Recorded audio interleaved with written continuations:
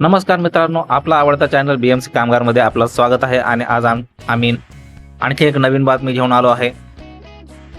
तर मित्रांनो, बातमी अशी आहे की बँक संचालकाबाबत RBIचे नवे नियम असे आहेत की आणि हे स्वतः RBIने पब्लिश केले आहेत. आता 10 वर्षानंतर 3 वर्षाचा कूलिंग पिरियड असा राहणार आहे. म्हणजे काय मित्रांनो, मी आपल्याला कळवतो की नवीन नियमानुसार एखादी व्यक्ती 10 वर्षापर्यंत बँकेचा संचालक राहू शकणार नाही. त्यानंतर संचालकाला 3 वर्षाचा कूलिंग पिरियड लागू राहणार आहे. या कालावधीत या नियमानुसार त्याला बँकेचे कोणतेही पद स्वीकारणे अनिवार्य नाही, म्हणजे घेऊ शकणार नाही.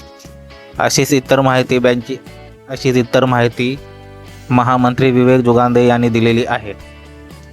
तर मित्रांनो, दुसरी बातमी अशी आहे, BMC कामगारकरिता दांडी बहादरांना स्थगित घरी बसवा अशी ही समितीचे नवीन नियम अशी आता चर्चा चालू आहे. जे ही BMC कामगार हप्त्यावरती आहेत किंवा जे कामाला येत नाही, त्यांच्यावरती 10-10, 15-15 लाखांचे कर्ज आहे आणि ते कामाला गैरहजर असतात, यांना सस्पेंड करण्यात येणार आहे लवकरात लवकर. आणि जर आपल्यापैकी असं कोण असेल तर त्यांना ताकीद द्या, आपापल्या नोकरीवरती लागा, पुन्हा नव्याने काम करा, नाहीतर आपली नोकरी धोक्यात असणार असे या परिपत्रकात दिले आहे. आणखी एक बातमी अशी आहे की देवनार पशुवध गृह म्हणजे देवनार कत्तलखाना गोवंडी मुंबई येथे नव्याने भरती सुरू करण्यात आली आहे.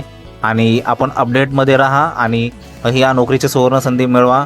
जर आपल्याला काही माहीत नसेल तर गोवंडीच्या एमॉडमध्ये जाऊनही आपण चौकशी करू शकता किंवा त्या मंडईमध्येही जाऊन आपण चौकशी करू शकता. देवनार कत्तलखान्यामध्ये सुवर्ण संधी आहे, प्रयत्न करू शकता मित्रांनो. आणि प्रयत्न मिळवल्यावर आपल्याला नोकरी मिळवता येणार.